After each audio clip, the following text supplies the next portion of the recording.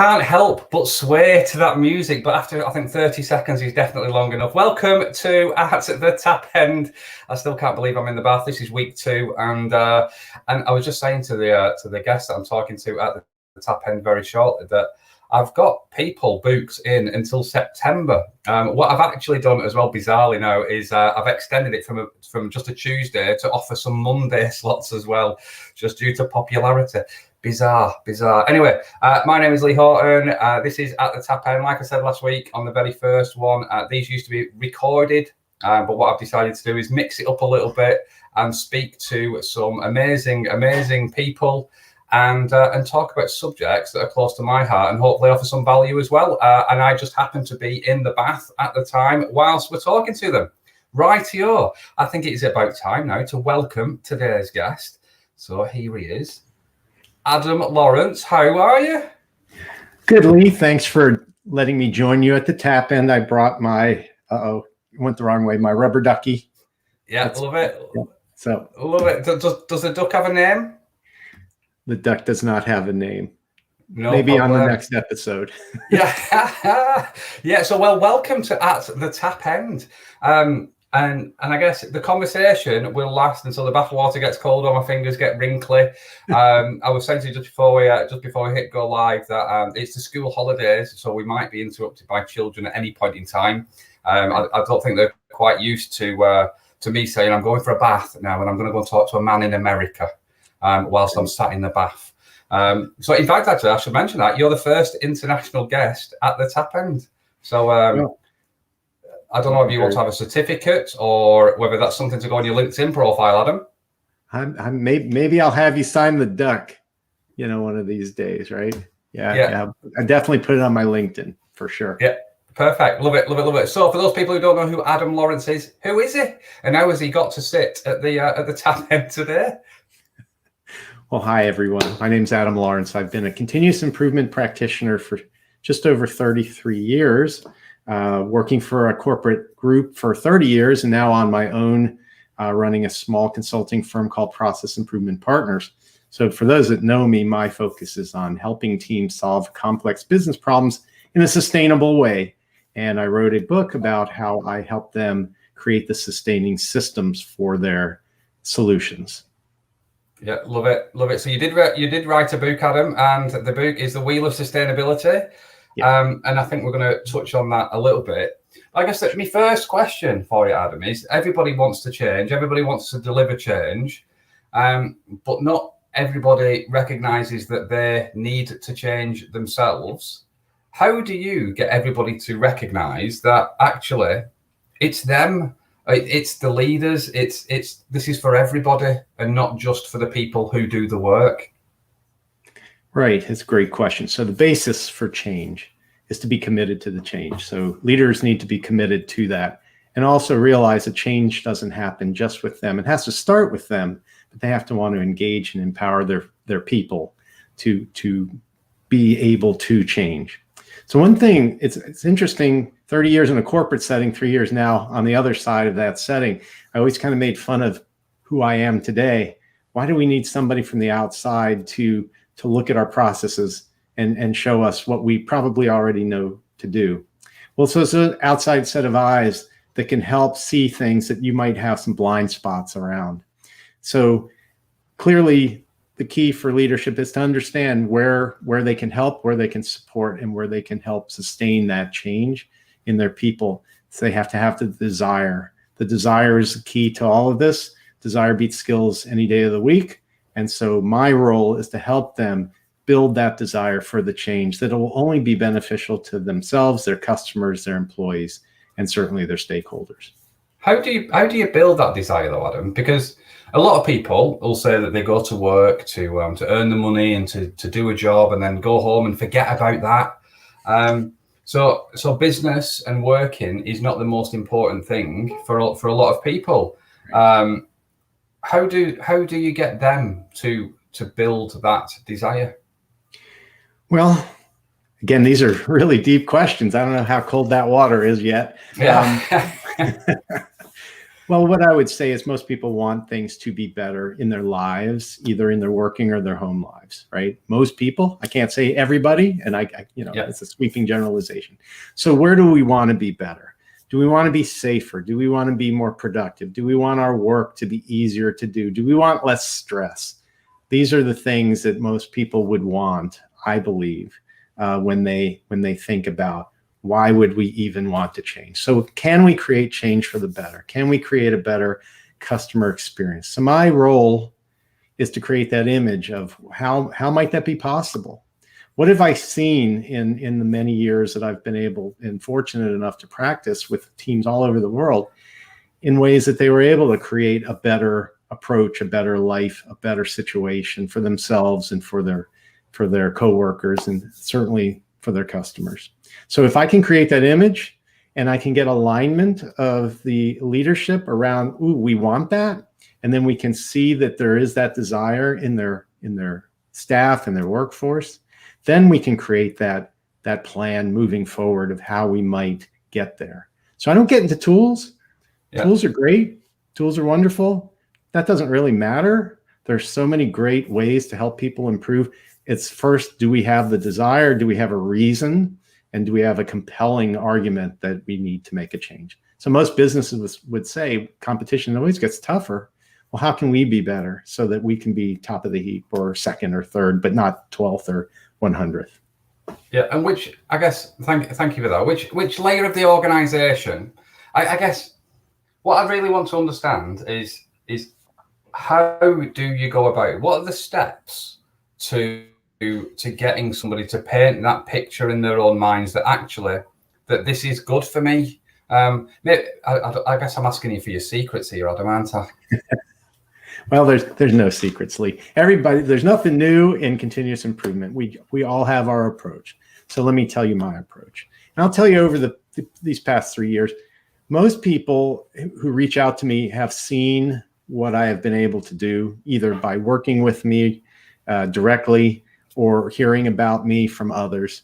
I would say probably one of the biggest mental blocks for me is to convince folks that have never seen me do this work that this is possible, because they think that's beyond what's possible. Well, people are amazing. People can do just about anything if they set their minds to it. And so my role is to help them do that. So here's my process. Somebody reaches out to me with an interest. We're trying to solve a problem. Can you talk to us about this? Great. So let's have a conversation about that. Let's have a short 30-minute conversation. Help me understand what it is that's impacting you in a way that you feel like we need to make a change. Again, customer service or safety or cost or productivity, what have you, or donor engagement in relation to a nonprofit that I helped. So we have that conversation. I'm trying to listen 80% of the time of the discussion. I'm not really trying to sell anything. I need to understand a few things. One is the problem compelling enough? The second thing I'm trying to understand is, are they willing to cede control to people inside the process to help make the change? So that's a very quick test drive, we'll call it, for 30 minutes to understand that. So then I lay out if it sounds like there's opportunity where I believe I can help, and it doesn't always sound that way. I don't want anybody to think we can solve any problem in the world in a Kaizen event or a project. Maybe you can. Maybe somebody better than me can do that.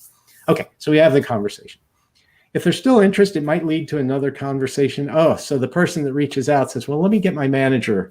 Okay, let's have that other conversation. But then the real step is a visit.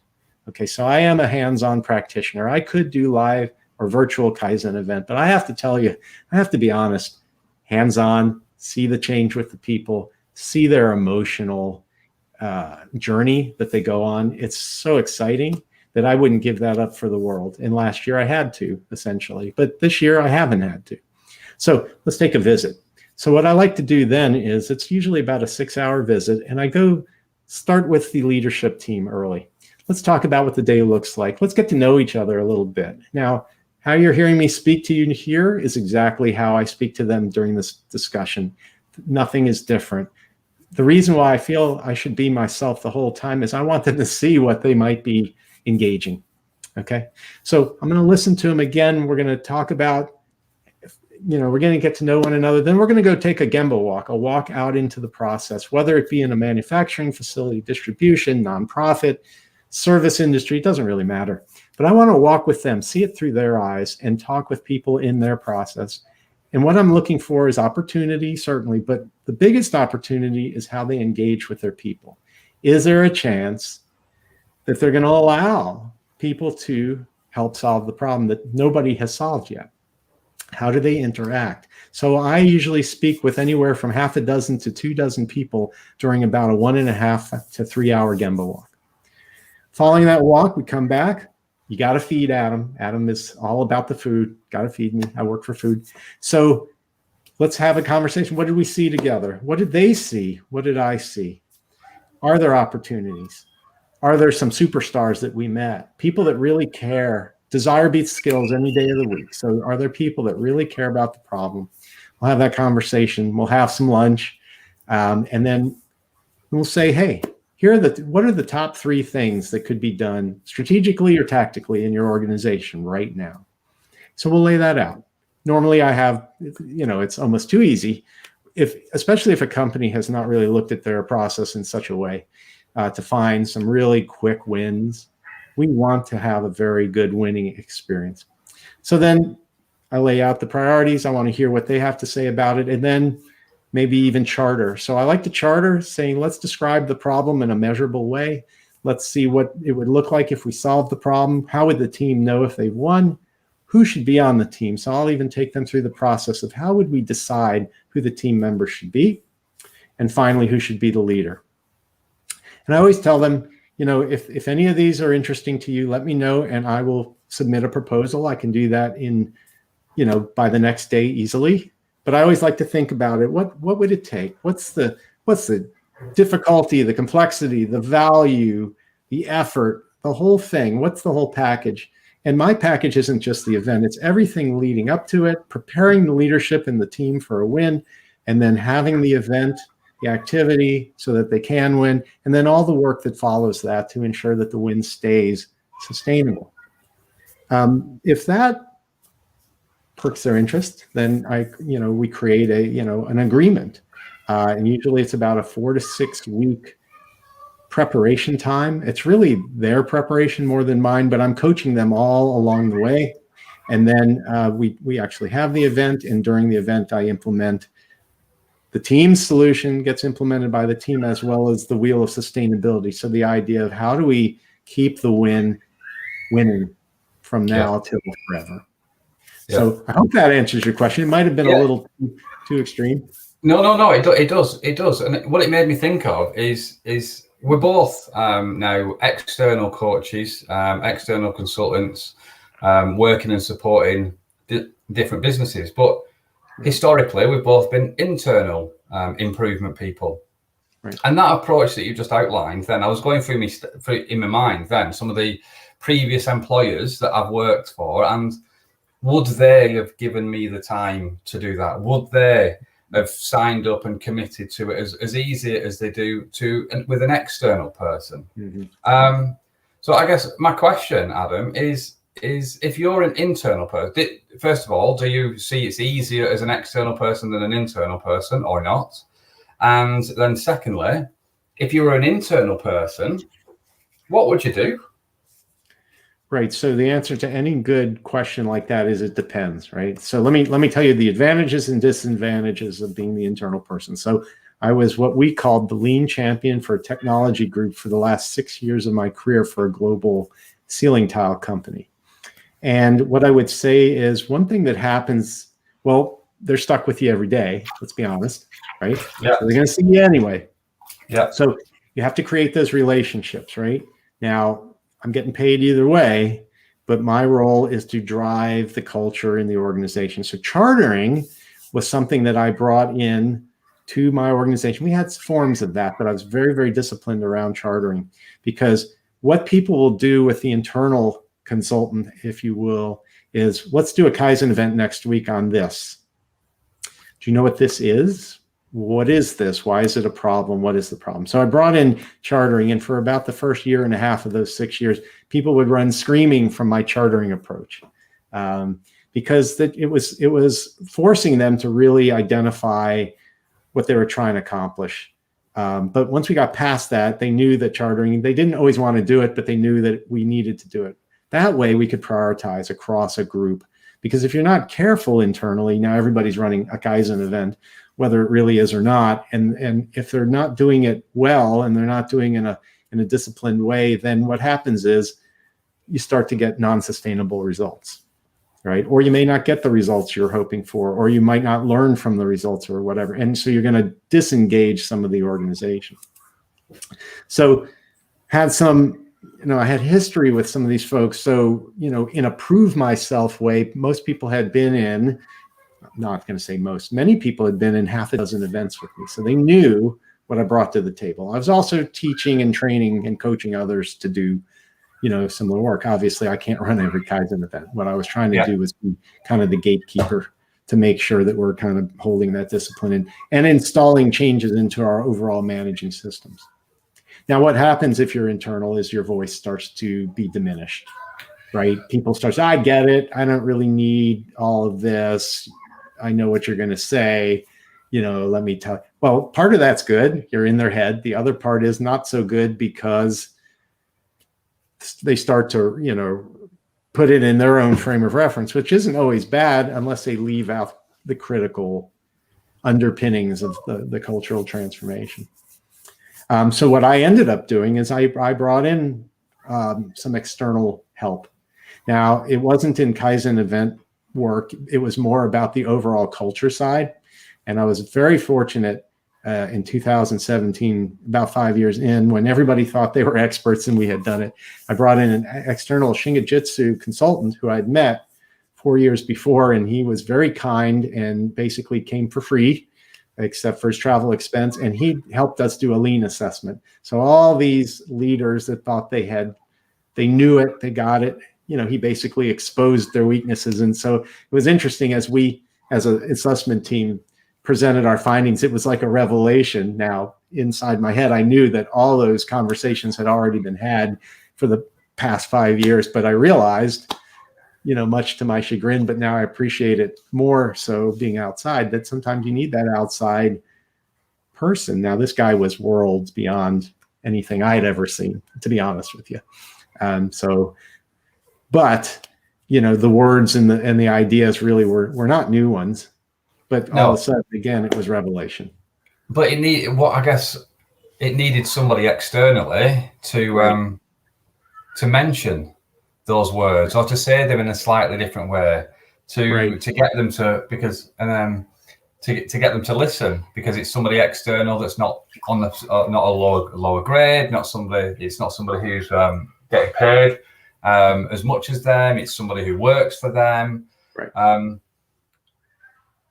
What would you do? And so I guess there's a whole leaders is, in my experience, a lot of leaders don't like to admit that they've been wrong, or that people who work for them necessarily know more than them, or have got the better ideas, got the better answers, and things like that. I guess, as an internal change person, how did you keep going first when you couldn't bring anybody else in? Because I think change is the loneliest, it's the best and worst job I have ever had, by far. It's been the loneliest role when I've been the only person that's pushing the boulder up a hill and nobody's wanted to change. But it's also been the best when things have started to happen and people have started to buy in and people could recognise that change can happen. How have you kept going when you were an internal to then become an external? So before the external thing, how have you kept it going within change? Well, so the joy I found in all of this is the change in the people, right?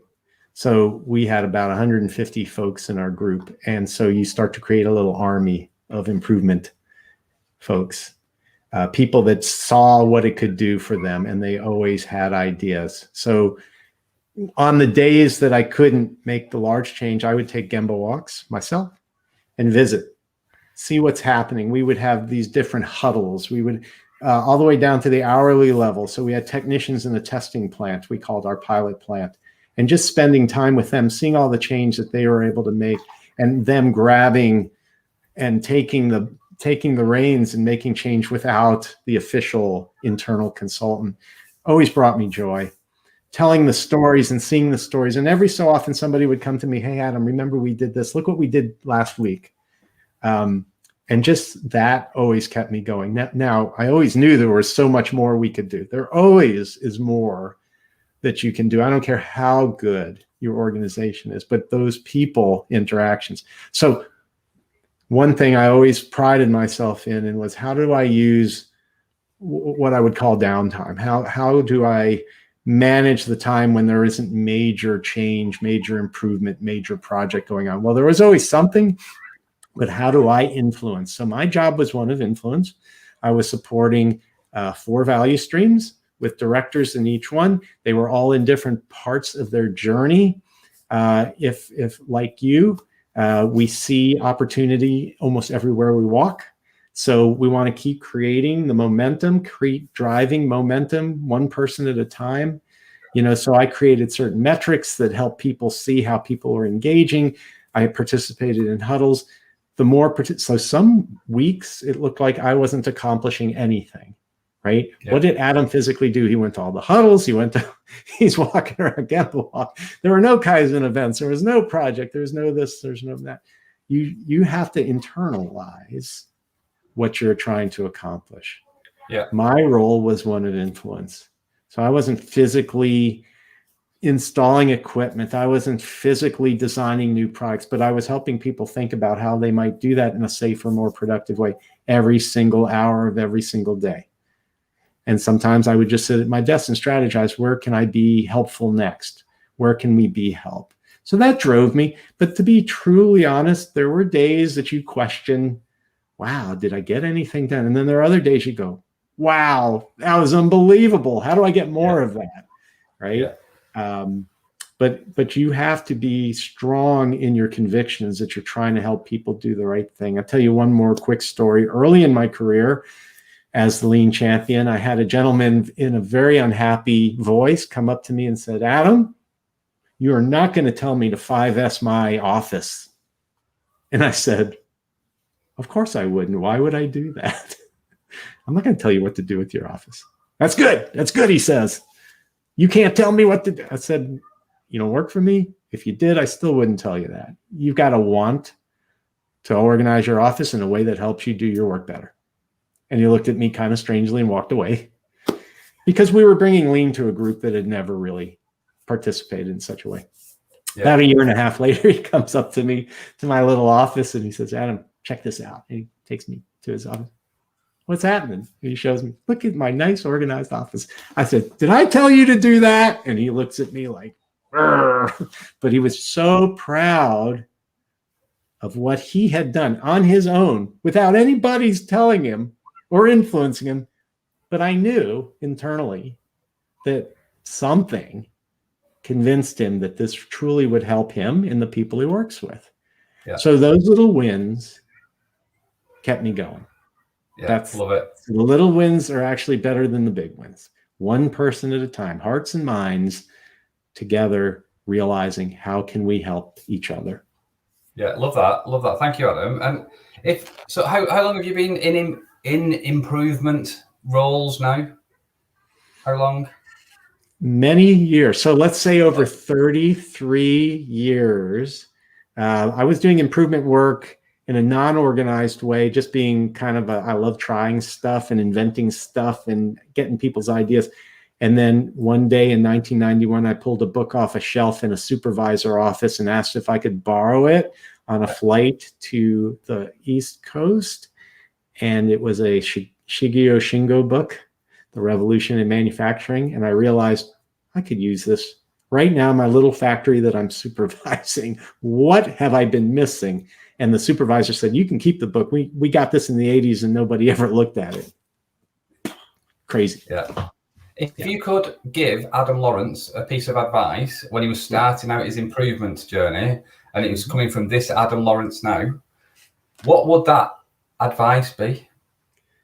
First one is listen to the people more. Give them the opportunity. Don't think you have any of the answers. So that's one. I would do that. Second one would be go out on your own 10 years sooner. The adventure and the challenge of it is something I would never give back. Even last year in pandemic, just the whole challenge and adventure of trying to figure out how to survive and stay in touch and network and write a book and meet all these fabulous people such as yourself. I mean, that to me was worth doing. I mean, I wouldn't wish the pandemic on anybody, of course, but just realizing that you can add value. You may not get paid for it, but you can keep adding value every single day. See if you can't do that every single day. Yeah, love that. No, thank you for those two pieces. And we briefly mentioned your book before, and so just I guess my fingers are getting a little bit wrinkly now. The water is getting a little bit colder. And so I guess the wheel of sustainability, you've got 8 steps. What are the spokes?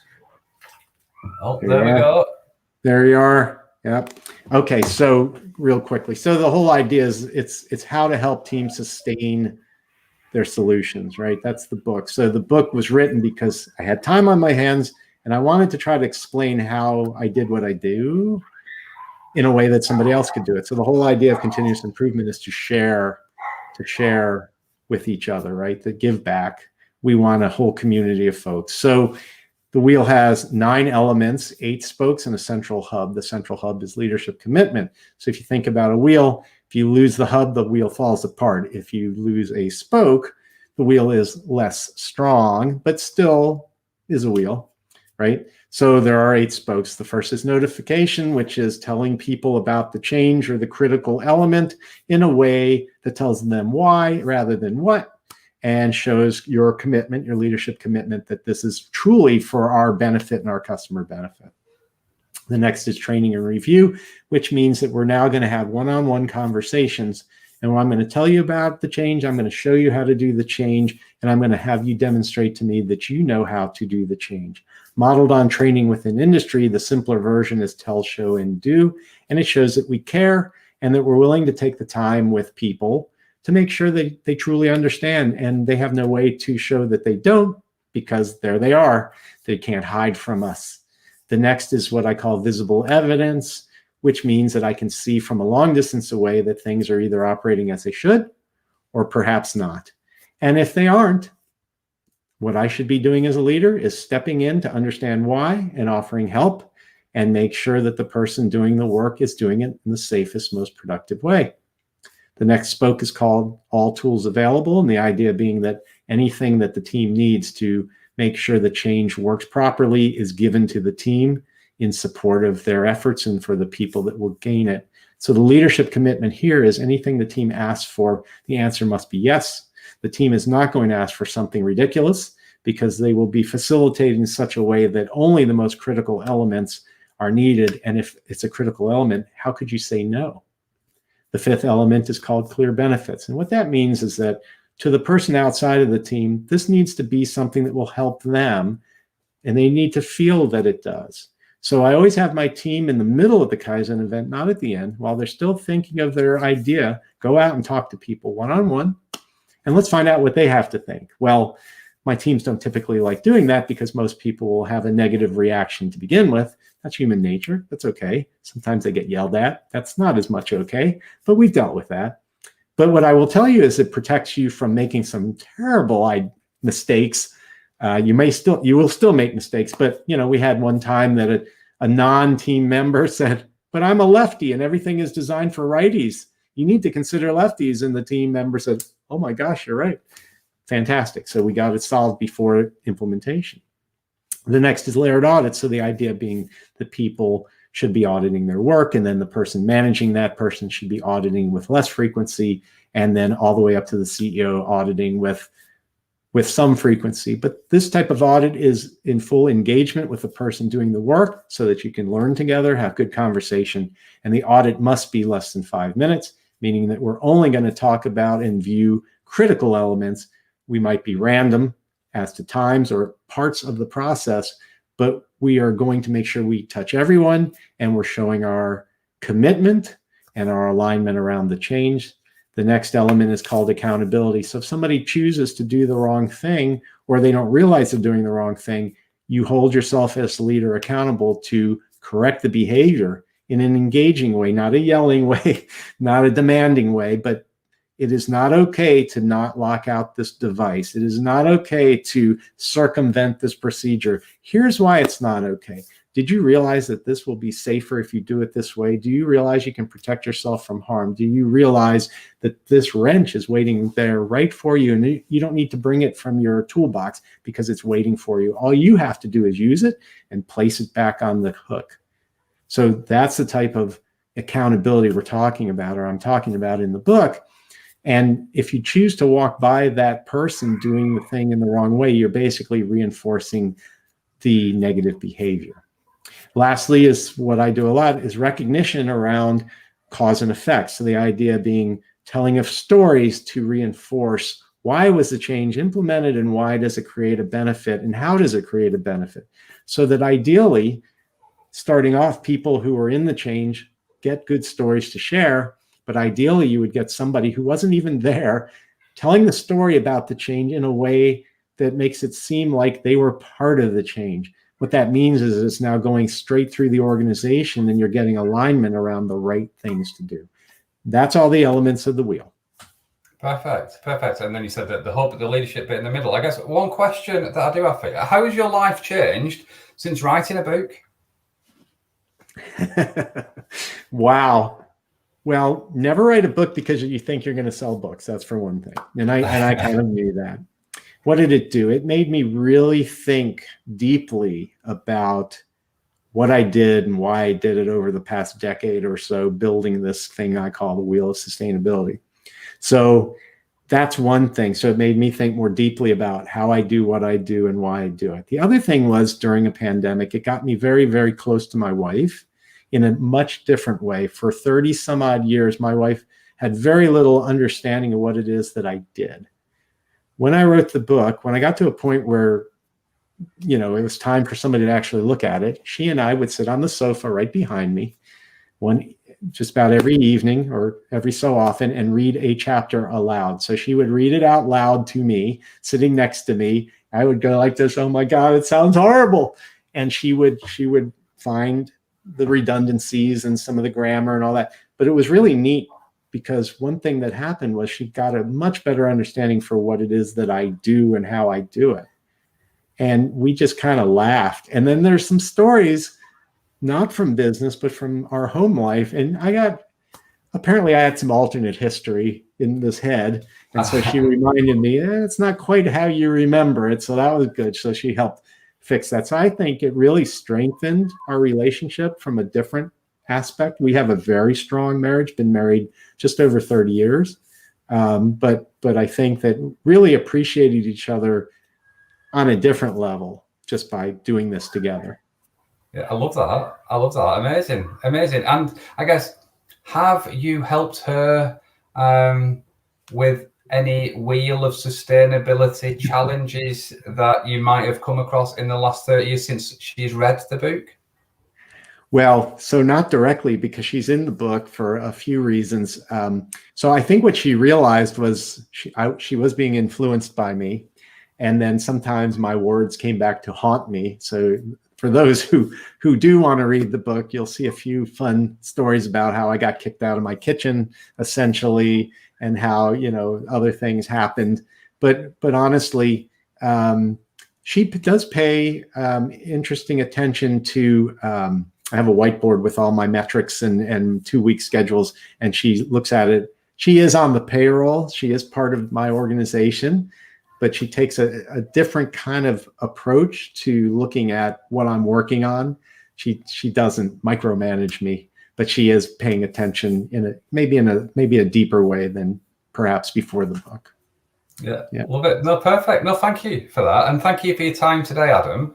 I've thoroughly enjoyed chatting to you whilst sat in the bath, and I've actually washed myself as well, as you may have seen. So it's I can multitask, which many people say that I can't do. Right. I'm doing these to disprove that theory. But no, honestly, so thanks very much for joining me today. Final question: are you a bath or a shower guy? I am a shower guy. I am a shower You are guy. a So shower it would have guy. been tough to do with you in the shower. It would. Tough, but not impossible. Tough Tough, to but know. not impossible. Right, no worries. So if people wanted to find out more about Adam, where would they go? What would they do? What would they find? All right. So I love connecting with folks and talking with them. So LinkedIn is a great place to start. Adam Lawrence on LinkedIn, Adam T. Lawrence. I also have a company page, Process Improvement Partners. You can also find my website, www.pi-partners.com. I have a Google business page. You can see what people have to say about me. Certainly, if you're interested, and I did this a while back, I'm hoping in the fall to do another free Kindle download on the book, but, let's start a conversation. Anybody that reaches out to me, I can send you a preview chapter if you send me an email at atlawrence@pi-partners.com.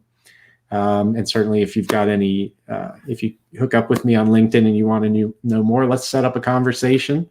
And it's just love to share stories, as you can tell, with anybody who's interested. So I do appreciate the opportunity, Lee, and hopefully you didn't get too wrinkly.